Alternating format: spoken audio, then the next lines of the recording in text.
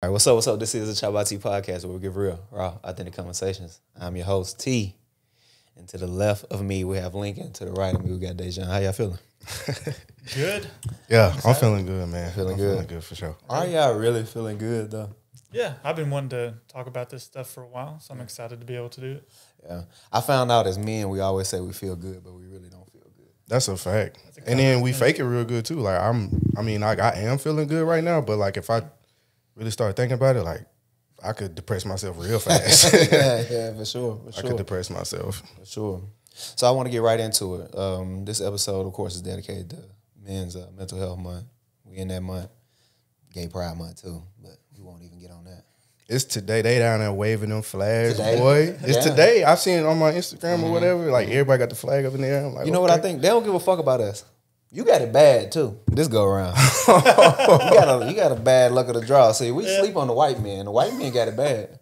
Not only are you a man, but you can't say shit. Yeah. You can't say shit. You can't have an opinion.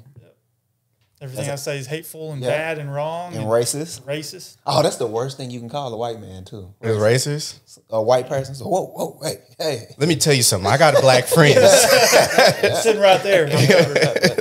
Yeah. But no, I mean, how is it now? Like, you 33 now, right? 33. Yeah.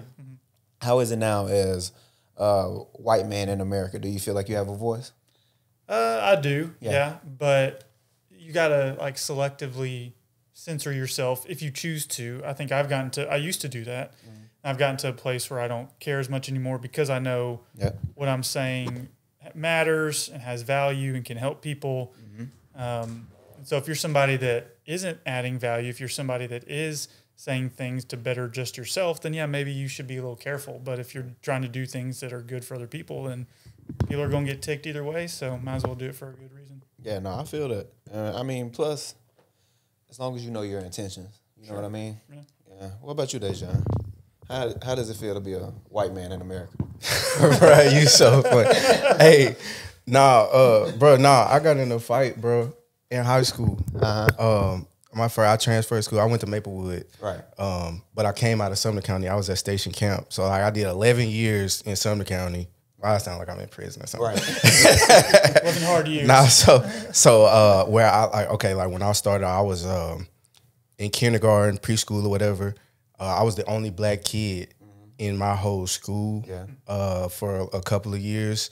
And then when I got to middle school, it was like a couple more, you know what I'm saying? But then all the way up through 11th grade, and then I transferred to Maplewood.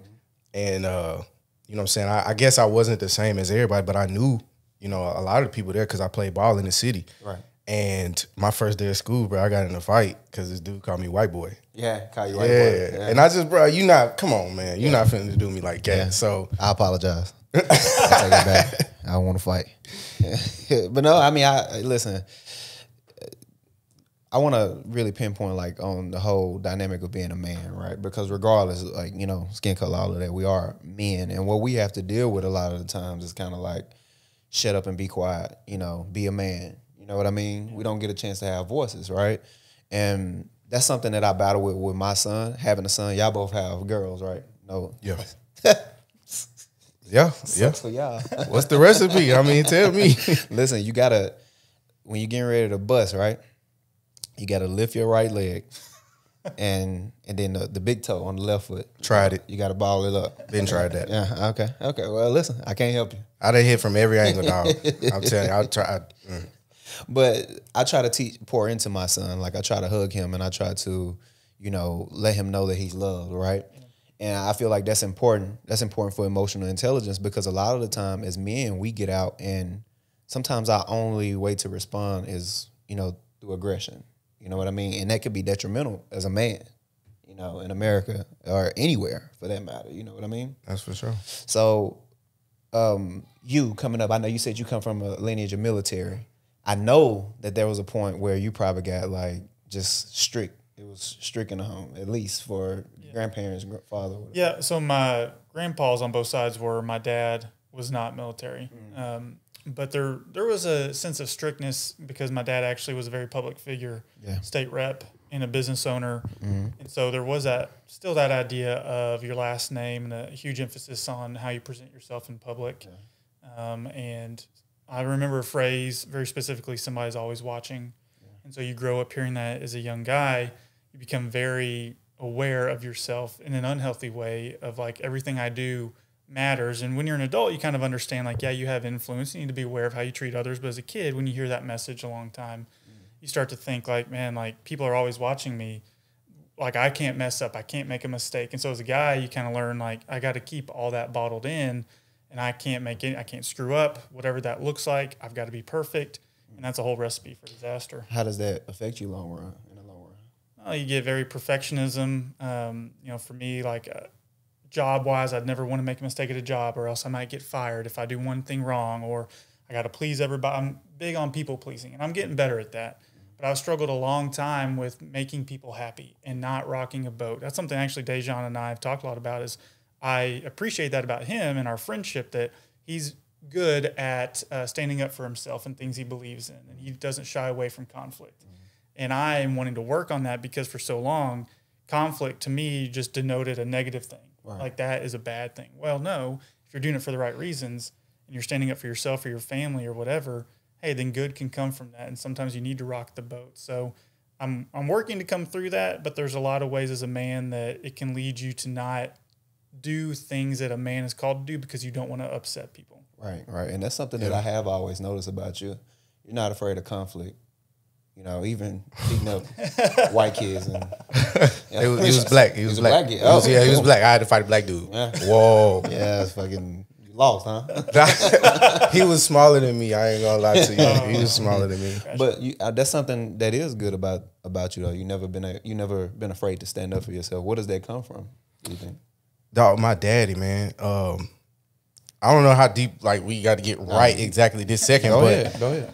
Bro, it's deep off in my family, man. My great-grandfather pretty much, like, raised the entire rest of the tree up under him. Mm-hmm. And this was a man that, we were from Alabama originally. I'm guessing he was born around, like, the year 1900. I don't know why I'm going this far back with you, but whatever. Mm-hmm. And basically, it wasn't cool to be black down there back then, and he ended up killing a white man because he was just going to stand on whatever was going on at that time. Right. And so then he had to flee up here and change the name or whatever. So my family name is actually not, but then my daddy was raised by his grandfather, right? Not his actual dad. And that was just one thing that, like, he always would say, like, a man dies once, a coward dies 1,000 times. Right. You see what I'm saying? And I mean, it was one of them deals where, like, he wasn't gonna back down from nothing. Yeah. He was a hothead though. Like, I mean, it was like probably, but like, it was one of them deals, bro. Like, if I back down from you, I gotta fight my daddy. Right. And so I'm like, bro. Do you listen to Kendrick Lamar? Not that much, honestly. He got a song called Father Times that's kind of like that. Yeah. Where he kind of unpacked the dynamic between father and son. It's like, you're not about to be a bitch. That's pretty much like one thing you're not. You can be broke. You can be whatever. Don't be a hoe. Yeah. Did that create did you have anger issues though? That's not probably what created it. Man, this. I had this like chip on my shoulder, man. Because when you moved to Hendersonville, okay. And we was the second black family in the neighborhood. Yeah. Okay. Back then in the 90s. And so, I mean, it's just all of this stuff that I was growing up and seeing, being like, I felt like I'm an outsider. What you brushing? You don't have no hair? That type of stuff. And like, I got a do-rag on. I got big baggy clothes. You feel me? I'm listening to Lil Wayne and them. And this is my influence or whatever. Them, that's the big ass clothes. Yeah. But like 3X. All of that. And so folks is looking at me weird in school. But like, this is the culture that I come from. Right. I'm in the city after school, but I got to go in school every day and it just developed this like chip on my shoulder. I actually probably became more of a jerk because of it. Yeah. And so I got into a lot of stuff when I was little. Yeah. But what we don't understand growing up as kids, we don't understand nuance, right? So we don't understand like it's levels to things, right? We don't understand the different dynamics. So a lot of the times as children, we'll just say what we feel or what we think.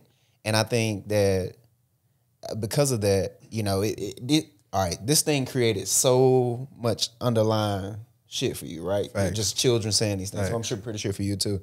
But if you think back to this day, right, and you understand, it's just like, oh, it's just like a little kid just saying what they feel. You know, and a lot of the times it's like issues or things that come from the family that they instill into them as well. So I mean,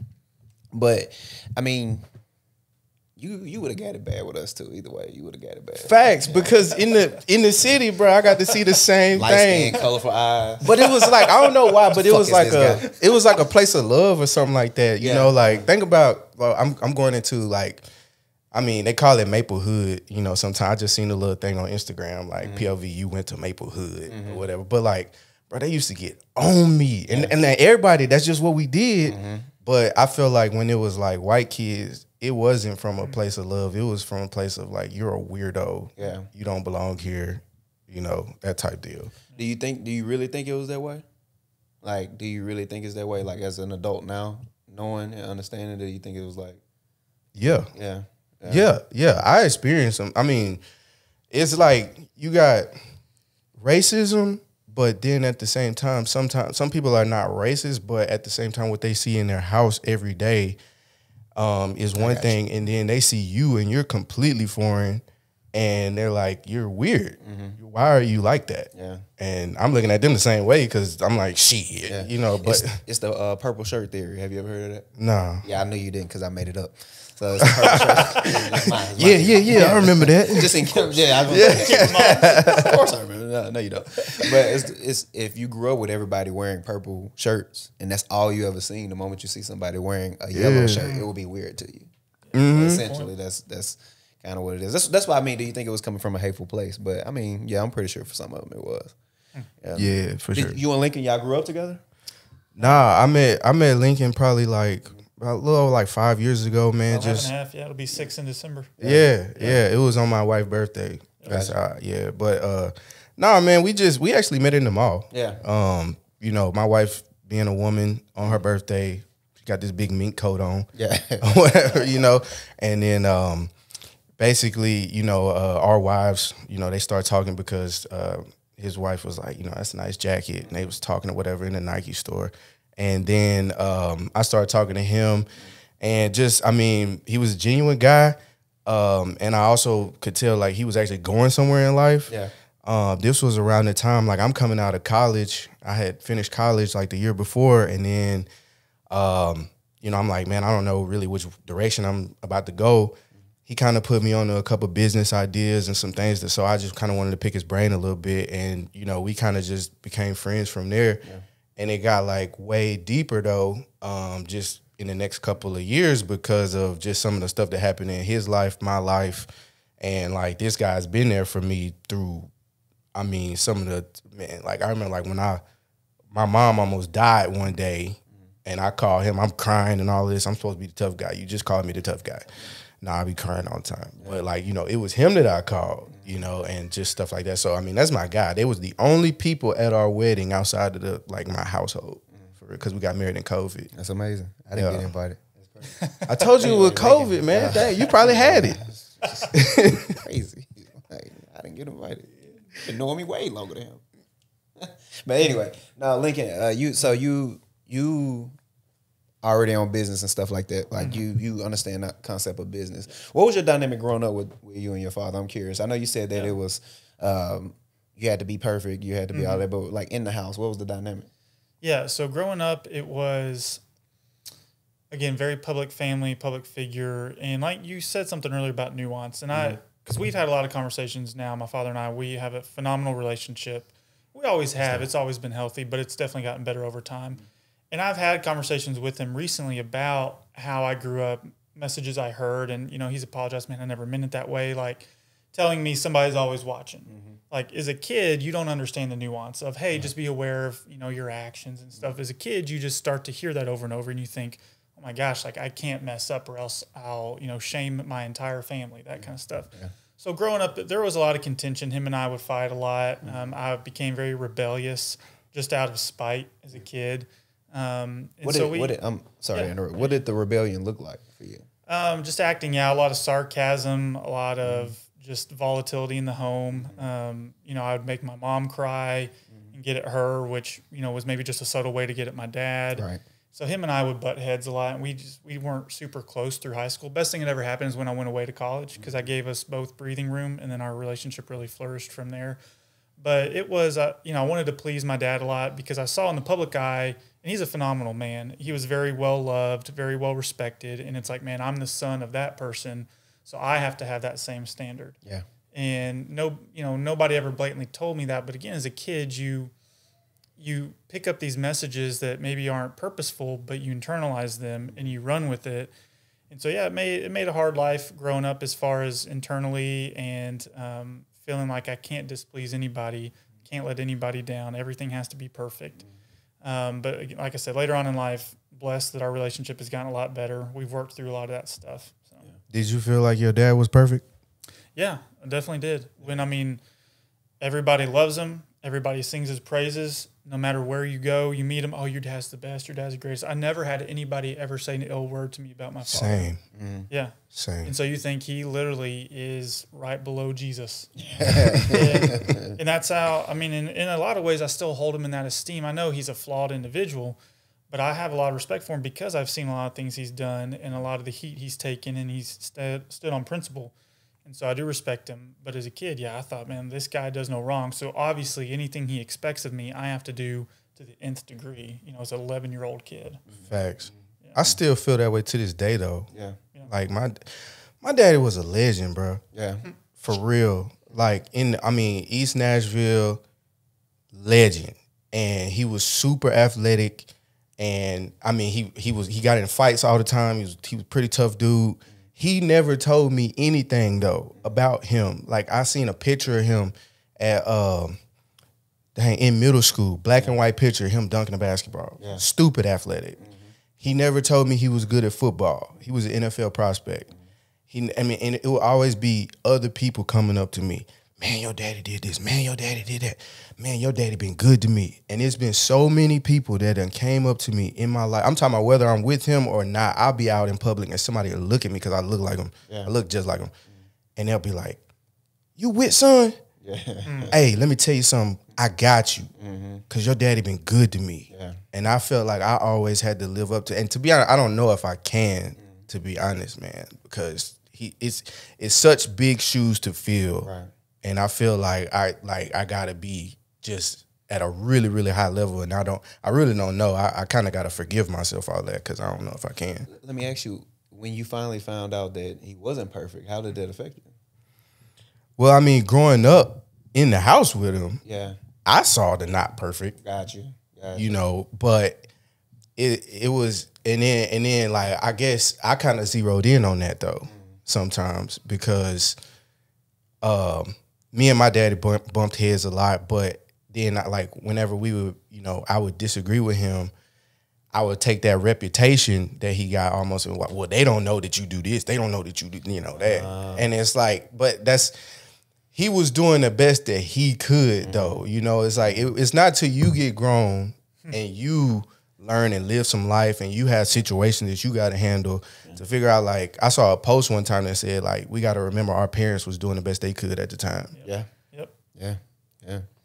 Do you, so that's kind of like the downside of having a child that's kind of smart too. I bet he hated you. Thanks. Man, fuck him up. Because like, yeah. You smart as shit. You see, to be able to because that's something to be able to understand it as a child. Like, hey, using that against him, that's kind of like some next level manipulation type stuff. They always say like, that people spitefully say, I hope you get a child just like you. Yeah. And he did. He did. I told him one time, because we still, like, I actually got into it with my dad like the other day. but I tell him sometimes, because I told you, he's kind of a hothead. That's like his thing of like battling that anger and stuff from stuff that happened in his life. But he got mad at me. I don't really get mad that much. Yeah. But I'm like, you hate that the stuff that piss you off about me is you. Yeah. I get that. Same with my son. I see it already. And it's scary. Same, man. Me and my daughter is the same, like same exact thing. Yeah. How is that? Fatherhood. I love it. You love it. Yeah. Something Dejan knows about me is I've always wanted to be a dad, always wanted to have a kid. But something you were talking about earlier made me think, like, I try to be, she's only 2, but I try to be very intentional now to apologize to her when I do something wrong, because I understood how I grew up viewing my dad, and I wonder if it would have helped for him to apologize and acknowledge, even when I was a kid, of, hey, man, I messed up. You know, I'm sorry. And I don't think he neglected to do it out of a bad reason, but I try and be intentional now to apologize. And I want her to see, as she continues to grow up, like, okay, hey, yeah, my dad is a great man. He tries hard, but he also makes mistakes, and that's okay. Yeah. And I think that's really important, is to understand the difference between, yes, you need to strive to do your best, but you're going to make a mistake. And it's not so much, you know, mitigating all the mistakes in the world. It's how you respond and how you take care of those. That's the lesson I want her to learn. But as far as being a dad, oh my gosh, man, I love it. It helped me grow up. It's taught me a lot about maturity and responsibility, kind of stereotypical things, but I've absolutely loved every bit of it. I think it's important to humanize our children too, because for so long as a kid, they tell you stay in a child's place, you know, and I don't think that's the right way. So you believe you should let your child see certain situations that you got to handle? I think to an extent, I think to an extent, not necessarily that we should be friends, but I think it's important to if he has an opinion, like allow him to express that opinion. Yeah, for sure. You know, not necessarily see the hardships, because they can start to internalize that and create unnecessary stresses, right? But to allow him to be a human. If you have an opinion, if you're upset, man, for real. Hey, why are you upset? What's wrong? What's going on? Talk to me. If you just tell them to always bottle it up, or hey, man, just, you know, get over it, whatever. If that's what they learn, then they don't know how to express that in a healthy way. And I think that's a large part of what leads to addictions later on in life, is you have so much strife internalized from childhood that you turn to other ways instead of learning healthy ways. So I'm married to a therapist. You know, it's a good cheat code in life. What up, TL? What's what up? You know, I'd have to bring it up, Charlie. But that's a cheat code in life, man. But she's so phenomenal with our daughter, because she does that of humanizes her, allows Scarlett, even though she's 2 and she babbles, but still gives her the opportunity to learn how to express emotion, do it in a healthy way, so that as she gets older, she also feels safer to come to us to talk about those things instead of going to unhealthy avenues, which it just terrifies me with where technology is now and social media and what it does to kids, where it's going to be when she's a teenager. Of like, that's the last place I want her to go to try and seek comfort or express herself. I want her to first come to Terry Lee and I, and she's going to learn that now as a 2-year-old, that that's a safe way to do it. That's so important. How do you, do you think she will, though? Because I feel like my house was super open. We could talk about anything. I mean, I think my first time having a sex talk, which was probably terrible, honestly. I was probably about 3-4 years old, you know, but we could talk about anything. We could go to, but like, did we? But why didn't you? That's the question. Is why didn't you? That answers your own question. Because you may be open, but there's other factors that influence that. Exactly. Yeah, sometimes, like, I guess sometimes, like, as a child, I felt like if I tell you what's going on, it's gonna mess up what I'm really trying to do. Or like I'm about to break one of your rules. I'm telling you right now. I don't need you to know that. And so I'll tell you, like, hey, you know, we good.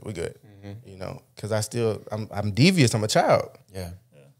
Maybe that's it. I don't know. So it was you, basically. That's what you're telling me. Yeah, it was me. You're the problem. But I was a child. I do not have to take accountability. No culpability. No, I think she will. I mean, obviously she's 2. I don't know, but I hope she will. I mean, that's my goal, is to create that environment where, you know, she'll go to Terry Lee for certain things because it's a daughter and a mother, and there's, you know, that's appropriate. But I hope she comes to her father about things that are hard and things that are vulnerable, so that we can deepen that relationship even more, and she can know that growing up. Close the door for me, baby. Close my door. I apologize, man. You're good. Listen, that's why you don't want to. Don't edit it out. I'm gonna keep it in. Don't edit out. Keep it in. This is why, right here. His mama need to hurry up. I need to hear some Ninja Turtles fighting on this podcast. Baby, go ahead and go downstairs. Watch out for grandma, okay? Close my door. On here, I don't want it. Yes, close my door.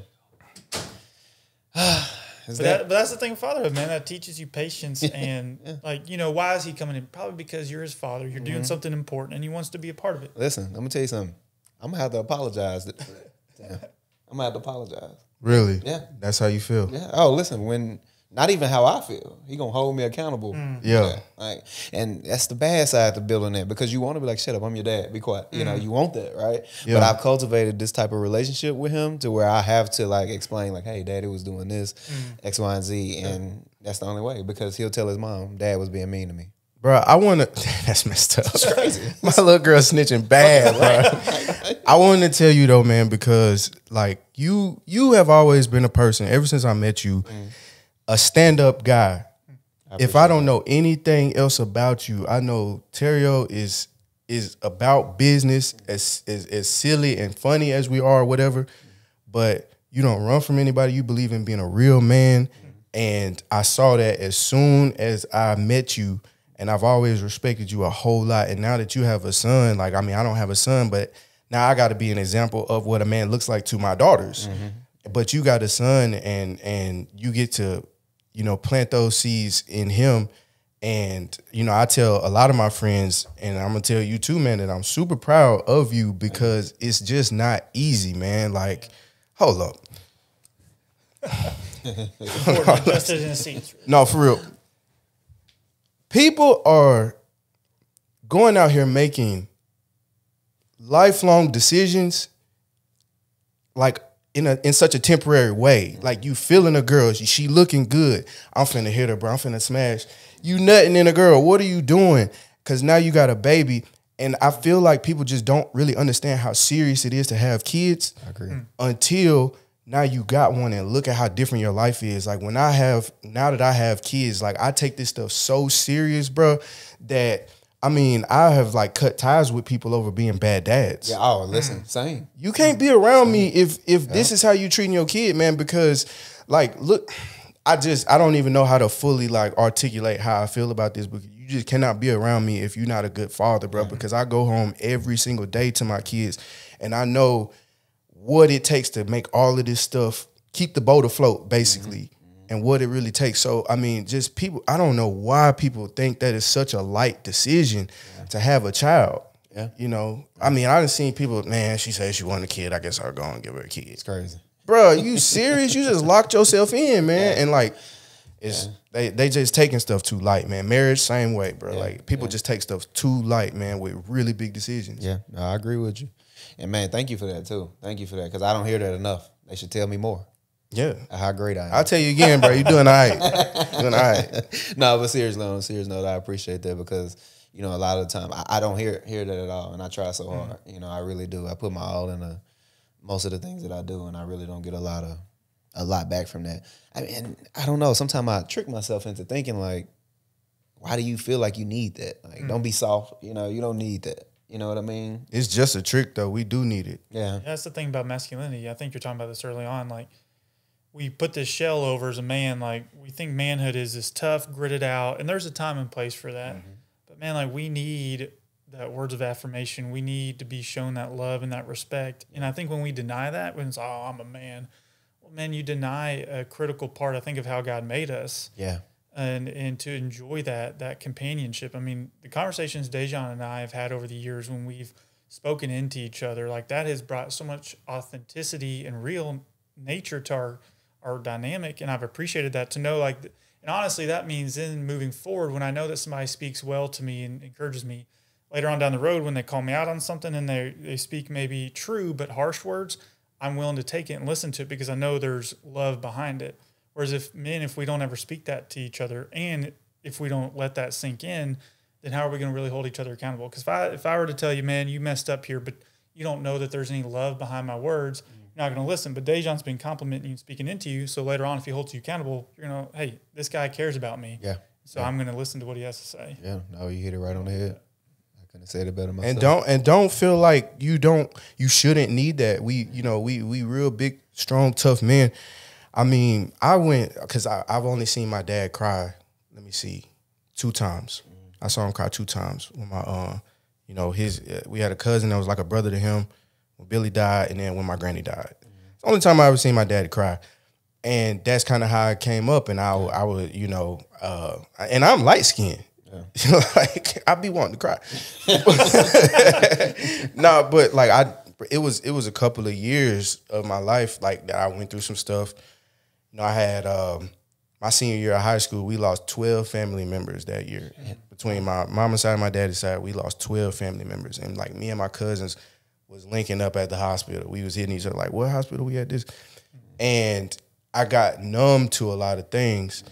And what happened is when you get numb to the point that you can't be hurt anymore, you also can't have joy. You could have gave me a brand new car. I'd be like, I appreciate it. Because I'm numb. I don't feel anything. And it wasn't until I get older, really having my first child, you know, and looking at a little girl in the face made me just open up and like it softened me in a way. They say God give you exactly what you need.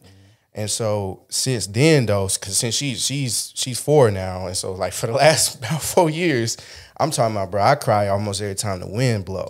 I'm talking like I got a chance to push her on the swing, and you know I'll be working hard. I'm doing so much, and I got this to do, I got that to do. I need to. Everybody else is getting all of my energy, and I don't really pay attention to myself a lot. And I took a time. I said I need to take my child to the park, and I push her on the swing, and she having a great time, and I'm sitting there like. You know what I'm saying? Like I'm crying. I can't even have a good time. I'm crying, man, because like it's just I just remember when I felt like I was heartless. You know, and I'm not like that anymore. No, I'm with you. I mean, shit. Same. I'm a lot more sensitive now, you know. Considering that I have a child, like I'm just same. You was a menace, my nigga. I was a menace. You was a menace. I was a menace. I don't know what was wrong with me. I don't know. Nigga, let me tell you something. Terrio. Oh shit. Terrio used to strike fear in people's hearts. No lie. I mean, like just off of how I met him. The other people that looked at him, and he laughing and joking with you, but like nobody want to play with that man. Nobody want to play with that man. And he's actually a boxer. I don't box. I just, you know. Yeah, you only just went viral in the World Star days. Yeah. Real? Wow. Yeah, no, I knocked the guy out. He did. It was, he caught him so clean. It was wild. Yeah. I mean, all of that was, it was fear. You know, that's really what it was. It's like because I didn't grow up with my dad, you know, so I had to be the patriarch, you know. So when you create that dynamic, forces you to grow up faster. You get exposed to, because Mom didn't have anybody to talk to. You know, so she had to talk to me, you know, and when you put all of that into me in the moment, all of that trauma, all of the things that you felt that day, I kind of internalized that, and, you know, I want to fix it. You know, it's, as human beings, it's in our nature to be servants, right? And I want to be of service to my mother. This is a person that I love, and it creates a monster in a sense, you know.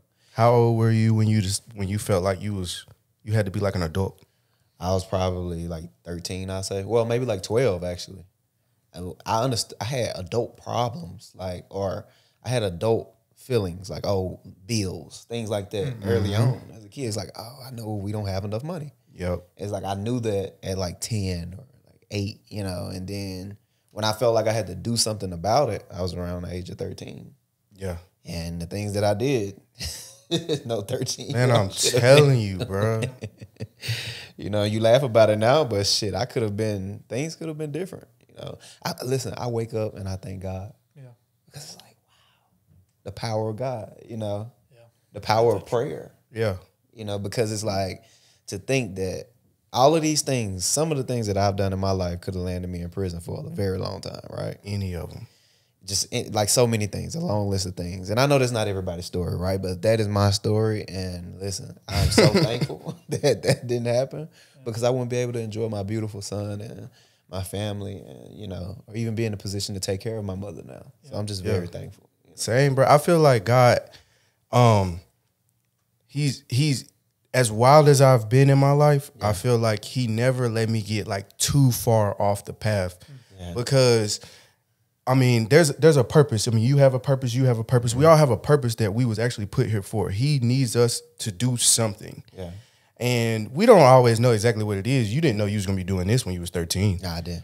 But it's like he saved you from so much. He saved me from so much. You know, being around, like, I'm from the suburbs, hanging out places that I really should not have been, because I'm real enough to say that I'm not built for that. Yeah. You know what I'm saying? Like maybe some people are. I'm not about to sit here and act like I'm a tough guy. Yeah, me either. And I'm built for that shit. So yeah, like bro, like some of the stuff that I did, if I would have ended up like locked up behind what I like, I'm like, bro, that You a would've handsome been- guy. You know what I'm saying? Like, man, they Drop don't, that soap I heard they down. don't treat you too good. I heard Hey. they don't treat you too good. I like demise. Yeah. It's gonna get you. I mean that, and just I mean even, bro, just with women now. See that was my game, Yeah. right there. You know what I'm saying? I'll trick you out your lady.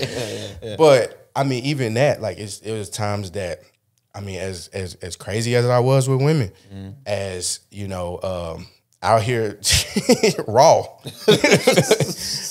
and I didn't, you know, I never was burned with nothing like that. But it's like, and I know people that I found out. You know, a couple of females that like had something, and I done been in there, and I didn't. And you didn't. You see what I'm saying? And it, like it sounds kind of silly, but it's just so many times that I thank God for just keeping me and protecting me from so many things that could have went wrong. You know, because I was out here while I was not being faithful to him at all. Yeah. And you married now. Listen, That's a whole nother. Hey, that's a whole. Can you believe it? I can't. Can you? That's why I said it like that. You see what I'm saying? And I don't. She's such a like a little angel. I mean, she don't. Man, I mean, from where I'm coming from, I had to. She don't know the game that I was in. Yeah.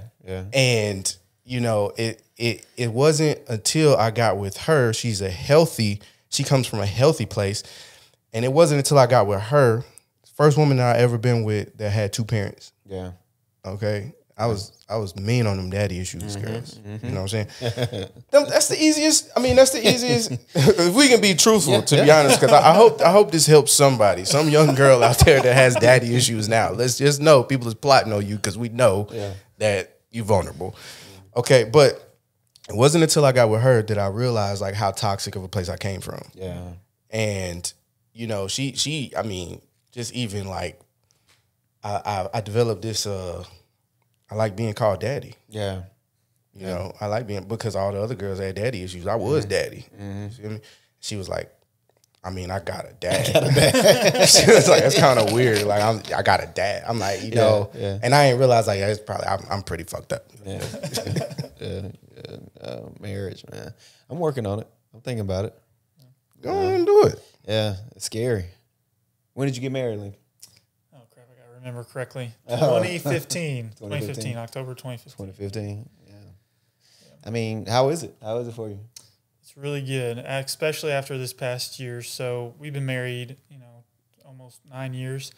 And for a long time, I was very apathetic in our marriage in the sense of I just wasn't leading our marriage. Tara Lee is a very strong-willed, strong-natured woman, which is what attracted me to her. I'm very blessed by her. But I think as a man, if you don't stay aware of that, it allows you to become passive because, hey, well, she'll just take care of things. She'll lead our family. Yeah. And you got to stay on top of things to continue to lead as a man. And I didn't. I let myself get apathetic. And that brought a lot of stress to our marriage, brought a lot of issues. I was addicted to pornography for like 17 years. By the grace of God, I'm going on almost a year sober. But that played a large part into our marriage and struggling. There wasn't a lot of sexual intimacy because I was getting that need met elsewhere. Yeah. And so that affected the closeness of our marriage. And so for a long time, it was weak. We, you know, we're best friends, so to speak. But there wasn't a lot of that deep, intimate marriage nature there. But after this past year, a lot of things happened that brought us closer together, that now we have an authentic marriage. We have a lot of real conversations that I think teach us more about each other deep down, a lot of more vulnerability. We've always talked a lot, Dejan and other people always joked around about us, like how we communicate, her and I. Again, she's a therapist. We both just like our fights are very diplomatic. It's almost like a courtroom and just all this kind of stuff. We've always had good communication. I bet that's hilarious. He's not lying. Yeah, it's funny. But like we've always had good communication in a general sense, but now our communication's actually raw and deep and some very hard things after this past year. And I mean, marriage for me has been an opportunity to actually step into what it means to be a man. Because, you know, all three of us were born male, you know, but it takes a decision and purposeness to be a man and to step into that and lead. And by the grace of the Lord, I've been able to do that, and with a lot of her help as well. Yeah. Oh, that's great. That's great. Yeah. A lot of people, especially in my circles, we don't talk about that addiction to porn. That's real. Man. Yeah. That is real. And we don't know that we addicted because we like, man, you seen that movie? You know what I'm saying? Like we talk about it as if it's like a normal thing, and we don't even realize that we are addicted. Yeah. Listen, I almost slipped into that, like, maybe about almost a year ago now, when I first got my mother. So I started taking care of my mother. Yeah. When we found out she had Alzheimer's and stuff, I was just so stressed every night. And It'll wreck your life, man. Yeah. It'll tear you apart. Yeah, it just created a bad situation for me almost, I feel. But people don't talk about that enough. So where are you guys now in life, just in general? I think, man, I'm just learning. Yeah. I'm learning every day. I'm getting better all the time. I realize how messed up I used to be, and I also realized that it was like that for a purpose. Yeah. I messed with so many women for a reason. Yeah. I mean, like, What was the reason you think? Well, first of all, I loved it. Back then. I mean, bro, when I found out, actually, so my daddy was like real high level football player, and he ended up having my sister. I got a sister that's 15 years older than me, and he had her when he was 16 years old. And so, I mean, he was a Power 5 prospect and everything. I mean, he definitely NFL type of person. But that just kind of like altered his path a little bit. And, he went to a school where he could stay closer to home. And just, like I said earlier, how, we got to remember that our parents was doing the best thing that they could at the time. Right. Think about what would you do if you had your son when you was 16? It would have been rough. You see what I'm saying? Yeah. And so I saw that. I was an athlete myself, so I saw that and I said, it ain't happening to me. Yeah. And so I was a virgin for relatively a long time compared to my friends or whatever, but I wasn't starting no pussy back then because I was not about to let that derail me. Yeah. So I remember times that like in high school, like I have a girl in my room, you know what I'm saying? I'm thinking I'm finna smash. We naked, but I just can't get it up for her because I start thinking like she gonna end up pregnant. Yeah. And so, but then boy, once I got to college, it's done. Hey man, you can try. I thought I was strong enough to man, look, hey.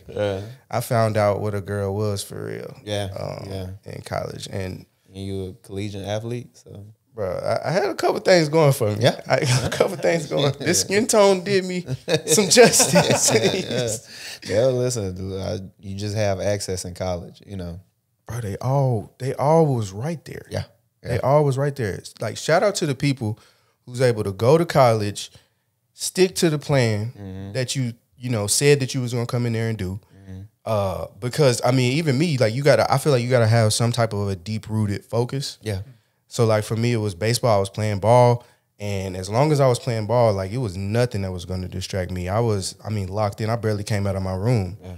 But actually, just like towards the end of that journey, when I was done playing baseball, I actually never passed another class. And so, like, you got to have a deep-rooted focus, man, of whatever you're doing. Baseball is what kept you. Absolutely. Yeah. Absolutely. Yeah. How was that when you lost the love for that? How did that? Did you ever lose the love for it? What happened? It's just. I personally feel like I went as far as I could have. I played 5 years in college. Yeah. I redshirted 1 year, so I got that 5th year. It was a crazy journey, to be honest with you. I could have told you that I was going to be in the MLB. Well, honestly, in the NBA, I was a basketball player like when I was little. But, I lost that and ended up like I couldn't lose all my sports. So baseball was the one that I pursued really hard. And I was probably better at that anyway. And so, honestly, my career just didn't work out the way that I wanted it to. Yeah. Like, I mean, I was at a high school. How I ended up in Maplewood, I was at a high school where I don't like to feel like I'm giving an excuse because people say this all the time, but I was genuinely being held back at my high school. Yeah. And so that's when I had to transfer to Maplewood, which was a terrible place to play baseball. Like, we didn't even have 9 players. It was trash. But I love y'all, though. Them 6, though, we was strong. It was a strong 6. And so, that was a situation. I'm sitting on the bench. I'm knowing I'm talented. I know I can go. I got a professional coach that I'm working with that he's been there, and he's telling me the ways. But then I get to school, and I'm not getting to shine. Yeah. So that didn't go how I wanted. It was that Mookie Betts. Like we played against Mookie Betts. Really? You know? Yeah. Oh, shit. He's 1 year ahead of me. He's from Nashville, right? Yeah. Yeah. Overton. Yeah. Shout out to Mookie too. Yeah. But yeah, like we played against him, you know, and I'm not about to act like I did something crazy, but I kind of looked at him like he ain't no better than me. Yeah. What? And we was at you coming in my house? Come on. And we did win. Did he have it like how he is now? Was he like, you know, did he have all like the fame and everything? I hate to derail you. Yes, gotcha. He did. I didn't know who he was, but all of my teammates knew who he was. Gotcha. And so I'm looking at him like, he ain't shit. Yeah. But he was, though. Yeah. He was really like that from just the beginning. But, you know, so then he got drafted. And he went in the 5th round. I remember all of this. Like, he went in the 5th round. He batted .509 his senior year. He stole like 30-something bases, something like that. I had, you know, stats that were like, I'm playing at Maplewood, but I was balling. Yeah. And I was getting off. And so, you know, I wanted to get drafted. I didn't get drafted. I had to go to college now. I never planned on going to college. And then, so now I got to go to college if I want to keep on playing ball. Yeah. I thought junior college meant that you were not good enough. Yeah. I didn't really have anybody telling me just how the game worked. And so I thought junior college meant that you were not good enough. So I'm like, nah, I ain't going to junior college. Yeah. So I'm signing 4-year. That's how I got to Cumberland. I played in an all-star game there. And so I got called after the all-star game at Cumberland, which was really cool.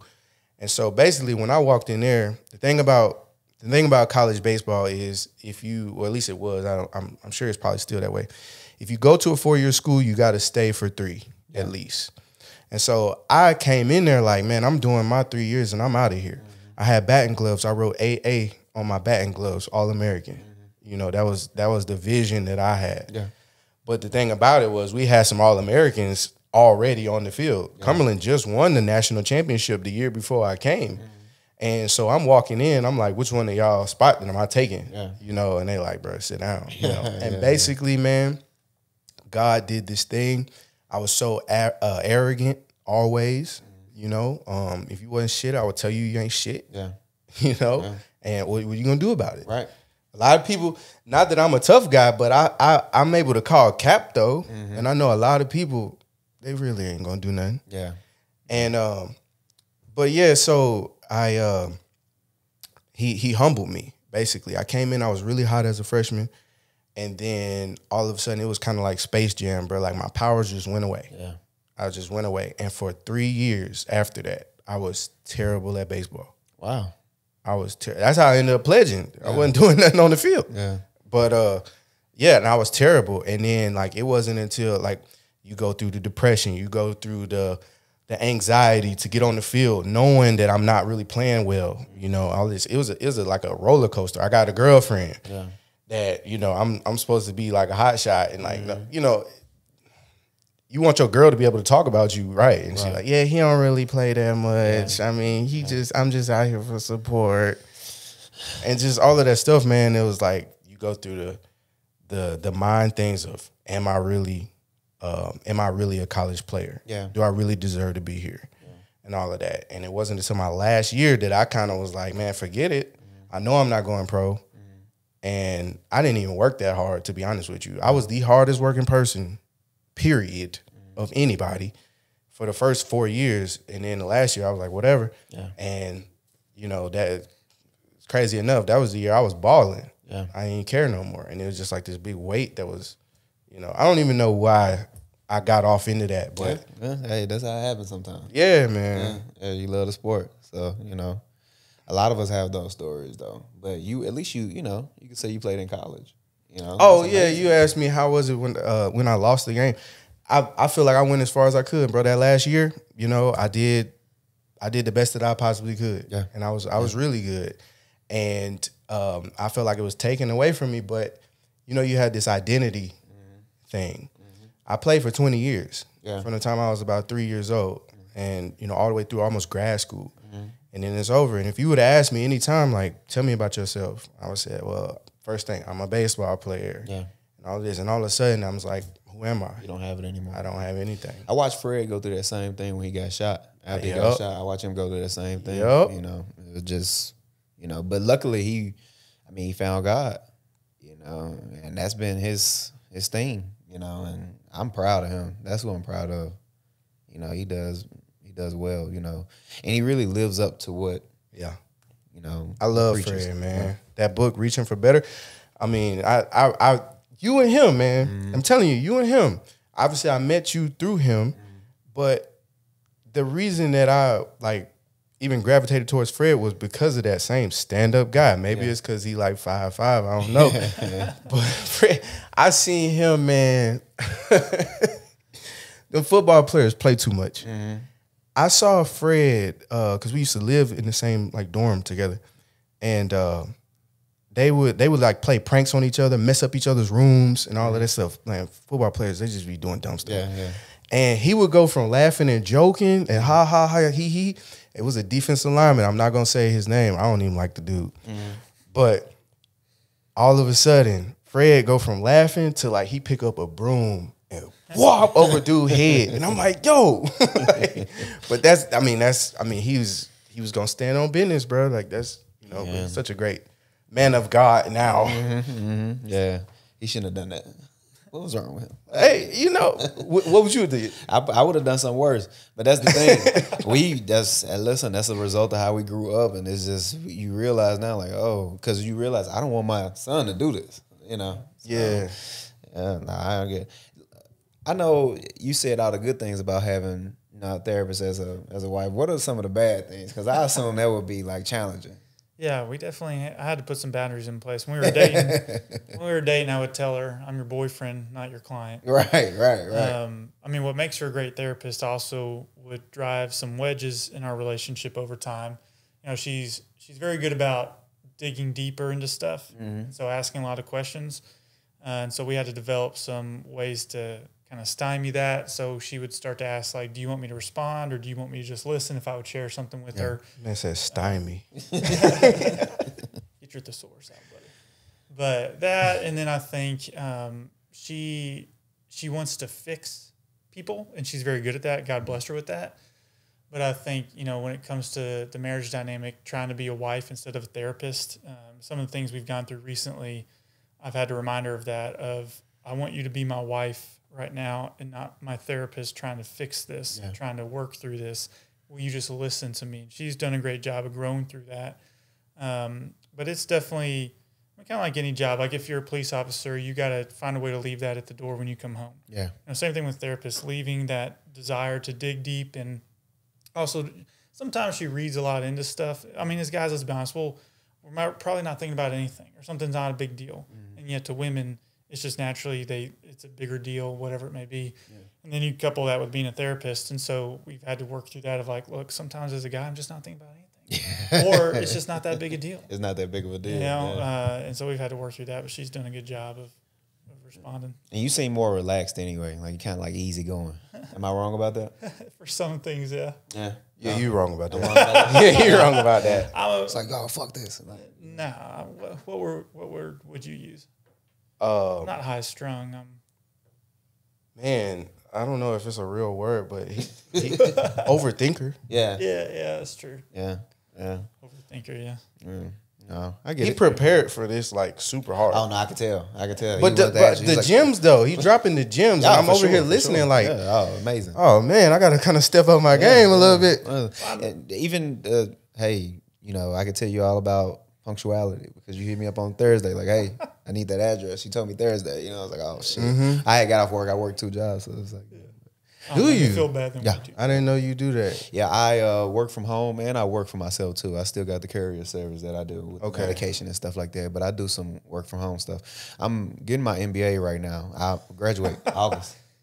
MBA, jobs, MBA, podcast, 2 jobs, raising a kid, taking care of your mom, all the other family stuff that comes along with that. Yeah. Wow, because you're the youngest. I'm the youngest of five. I'm the youngest, and by far though, the one that's closest in age to me is like 15 years. And then you building a podcast that show a real passion. Yeah. I mean, bro, that's 5-6 things right there, bro. Like Look at how many things a man really has on his plate. Right. You know, because you really, I mean, that's a lot, but there's so many people out there that's in the same situation. You know, and you just, if you break down, the whole train is offline. Yeah. No, listen, a lot of people, that's why I kind of like go in my shell when people, you know, give me my props like how you did earlier. I was like, I don't know what to say, you know what I mean? Because for me, I've been in this mode for so long. It's like, this is just kind of necessary, you know, like this is what a man should do, you know, it's just work and handle responsibilities. And that's what I find, you know, happiness in, if I'm being honest. Okay. You know, so doing all of this stuff, yes, it's challenging. How do you relax? Is this how you relax, or is there another way? Okay. If you notice how my show is structured, I don't really talk about myself much like that. Like I'll do like one show where I say what's going on in my life, but I like hearing what other people have to say. Yeah. You know, That's it. I mean, I still have really not figured out a way to relax. Yeah. Like I used to be in the batting cage all the time. I mean, if you wanted to find me, you could pretty much guess that I was going to be there all the time. And just, I mean, you don't have that everywhere. And, you know, I tried working out. Working out is cool. I'm a vain person. I like to look good and all of that. And I got to stay in shape. I got a family. I also believe in being an example. Yeah. You know, with that, I believe your body is important. Yeah. You know, it's a sign of how you feel about yourself for real. Yeah. But I haven't found a way, like a real, like, outlet at all. Yeah. I don't know. I just, luckily for me, this is just what I enjoy doing. You know, like all of those things, caring for my mother. I love her, of course. So that's what I enjoy doing. Being a father, same as Lincoln. I always wanted to be a dad. You know, I always said, like, I'll be here for my son. You know, it's a story about the two brothers. The dad was an alcoholic, and one brother ended up being an alcoholic, and the other one ended up being a business owner. It's like the same reason why you asked the one brother, why are you an alcoholic? It's because my dad was an alcoholic, and the other brother, well, why are you a businessman? It's because my dad was an alcoholic. I just chose the better route. I was thinking about that earlier, because when you mentioned you didn't have your dad in your life, and I did, and I give all praises to my pops, and I was thinking about that, like why are we great fathers? You see what I'm saying? Because you would say, because I didn't have that, and for me, I would say it's because I don't have any excuse at all with the example that I got a really high example set for me. You know, so I was definitely thinking about that. Yeah, for sure. So yeah, that's just where I am now, doing these things like the podcast, and you know, I love my job. I love, you know, business and being a business owner, but I love my job as well. I work in healthcare. I work for I won't say the company, but I work in healthcare, and you know, I'm almost done with school, so I get a chance to be a project manager, and probably I'll kind of slow down on the self-employment thing. But I'm just, I feel happy. I finally feel happy, I think. But it's been rough for me. You know what I mean? And I had to lean on my faith. If I'm being honest, just, you know, Fred, he told me, you know, he'll bring it out of you. Yeah, he told me he said, your problem is you don't have a representative. And he said, you need a representative. And I was like, what do you mean a representative? He was like, you say God, but you forget about Jesus. Come on now, Fred. Yeah. Come on now, Fred. He was like, just say in Jesus' name, you know, allow Jesus to be a representative for Absolutely. God. And I will not lie to you. Since I accepted that, it's just, you know, almost sometimes I feel bad. It's like, I think I should give something to somebody or something, because it's like I'm so, you know, like I'm so, considering where I came from, if y'all seen how I grew up, where I came from, it's like, kind of the same vein. I'll tell you something. There's a song I've been listening to called Joy that's really been hitting me. There's a line in there that says, like, joy, if the world gave you joy, the world could take it away. Since God gave you the joy, the world can't take it away. And kind of what you're talking about of, like, having Jesus as a representative, giving God the glory. Like, if we put our joy in things of the world, like I finally finished my MBA and I can do this now. Okay, that's something to be proud of. But if we put our joy in that, or like for me, okay, man, I've accomplished this now. I had a kid. I've always wanted to be a father, and I have a kid. That's strictly where my joy comes from. Well, it's easy for the world to take that away. But like you're saying, when you have that representative with Christ, and that's where your joy is founded, then that can't be taken away. And that joy is kind of like love, that it's more of a decision on how you're going to respond to things than just an emotion in the moment. But I mean, with everything you're doing and you've accomplished and what Dejan's doing, like it's something I've appreciated about our friendship so much is like seeing how much he's grown and the man he's become. I know, you know, we're joking earlier about him being married now and all that stuff, but like it's just so cool to see how somebody can transform and grow. Yes, with the power of Christ, but also with the influence of just other good people around him too. Sure. And that how much that matters. And so like what you do with the podcast and all the things you do, and even tying it back into fatherhood, like how much blessed your son is going to be because of what you're doing now. And it may be hard and it's a grind and you got all these things going on, but think about the trajectory of his life, how much it's changed because of what you decided to do today. Or, you know, Dejan's 2 girls, the difference in their life, the fact that they're even here, that he has 2 girls, and what impact they're going to have in the world because of the man he's chosen to become. Yeah. And, you know, I just thank God that Jesus is that representative that we have that can advocate for us and that can change our life and bring those things out in us. Yeah. So. Do you ever feel like guilty still about who you used to be? Yeah. And like, do you have trouble forgiving yourself? I fight with him a lot. I fight with him a lot. Same, man. Because like, I think a big thing when you choose to change your life, a big thing is like leaving the old you where it's at. Yeah. And, you know, like that's what happened when people go to church, you know, they hear a good message or something like that. And they like, this is the day I'm different. You know what I'm saying? And then all you got to do is see whoever you used to talk to or whatever you used to do. And you go right back into that. But I know me, like I struggled a whole lot, especially when it was time to be faithful for the first time. Yeah. You know, with like I met my wife. I was like, man, I can't mess this up. It's messed up logic. I said I would mess up a girlfriend, but I'm not gonna mess up a wife. Yeah. You know, I mean, and so all of a sudden now, like I gotta act right, but them old ways really wanted to creep in. Yeah. Really, like, you know, and then just even growing as a person and learning how to handle situations differently, and I feel like it's like this thing in the back of my mind that always is kind of biting at me, trying to get me to go back to the old me. Yeah. How do you mitigate that? Man, you got to remember who you are. Yeah. You got to remember who you are. You know, even my dad used to make me say, like, well, you a Whitfield. Yeah. You know, like your last name means something. You got something that you came here to do. Yeah. You have a purpose. And you got to be that guy. Yeah. Instead of, you know, who it would be easy to be. Right. You know, it would be easy to let all of this stuff go. You don't have to complete your MBA. You don't have to raise your son right. You taking the road less traveled. And the way that you do that is you remember who you really are, who you're supposed to be. And I think that's what I do now. Remember, like, I struggle forgiving myself for some of the stuff that I did in my past. Yeah. But then when you realize, like, God actually forgave you already, it's just you that's holding it back. Right. You know, God been forgave me, but I ain't forgive me. Yeah. And then I meet a new person and they'll say, man, you're a great guy. But I'm thinking in my head, like, but you don't know. You don't really know who I really am. Yeah. And it was, you know, and just getting past that and remembering like what God says about you instead of what you are saying about yourself. Because we naturally negative in our mind, but you got to like actively put in that positive. That's what affirmations are. Yeah. You know, and just over time, I guess that's what athletes are good with though. Because the self-talk, I've been doing that since I was a kid. You know, when you're on that field, when you line up football, basketball, whatever, you're not finna, oh, I hope I make the play. Like you don't say that. You're like, I got this. This is mine. Yeah. And I still talk to myself like that daily, all the time. Because if not, I'm gonna slip and I'll go right back into being average and lazy and sloppy and all that other stuff. So I keep reminding myself. Yeah. Listen, I think you're doing amazing too, man. Appreciate it. I think you are. You know, I think that, you know, considering the person that I met, just to see you married, I was shocked to see that though. Just to see you married. But just to see you, you know, being the man that you are now and just, you know, doing what you're supposed to do and just seeing you at work and just seeing you be happy.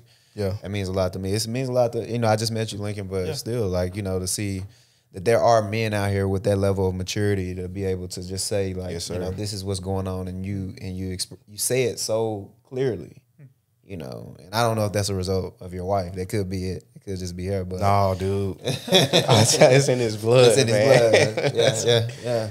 But listen, I want to thank y'all for coming on the show. I definitely got to have y'all back. Individual, too. Individual. Yeah. Like one-on-ones, too. I got to have y'all back because there's so much more we got to unpack, and I feel like it is a lot that the people need to hear, you know. That's why I looked at my phone earlier. Somebody was calling me. I think he may be downstairs now. I got like 3 shows today. Are you serious? Yeah, I got 3 shows today. Damn. I got 3 shows today. I didn't even get way into the story. I was in the back alleys. But we will. I swear we'll come back. You know, y'all got, you know, where I'm at now. I shoot every Saturday, and I definitely want both of you guys to come back for sure. Appreciate it, man. Appreciate it. I appreciate you.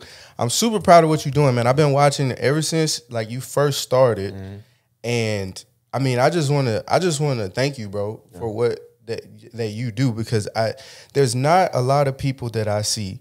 I felt like I've had a special kind of calling on my life since I was a young kid, and I read your book, that one, To Be Human. yeah, and I read your book, and I was kind of getting that same type of idea that you had that same thing, you know, about yourself. Yeah. And it's not that many people that I see that have a true like gift like you do, to be such a strong leader as you are, and to be as powerful of a person you are, bro. You got to know your power, man.